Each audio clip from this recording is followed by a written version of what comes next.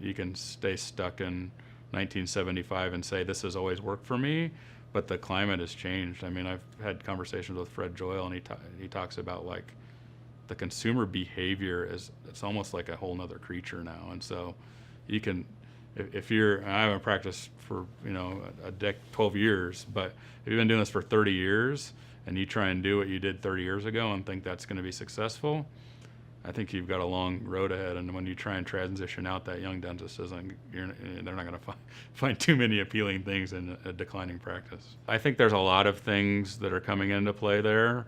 What I would say is Google replacing Yellow Pages, the access to all information. So I know you know a fair amount about Gary Vaynerchuk. Like, the consumer has won forever. Like, they have a louder voice and more resource with all the information out there.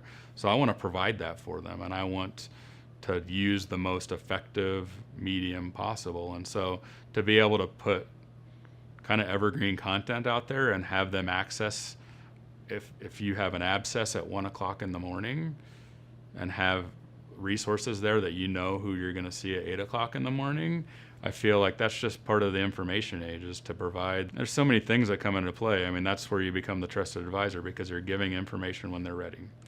It's kind of being transparent and authentic and making sure that they know who I am as a dentist, but they know who I am as a human. Now, I know I'm not everyone's dentist, but the dentist who, or the patients that I connect with, I think really adore that we do what we say and we follow through on our promises, and that we consistently try and over deliver. So having the reviews out there, I just think it's time has come, and to ignore that is at your own peril. That's the name of the game, is you find people that have already been through it and you seek their insight, as opposed to beating your head against the operatory door for a year, 5 years, 10 years. Because what does every dentist want? They want to do the dentistry they want to do, not because they have to do it and get on a treadmill.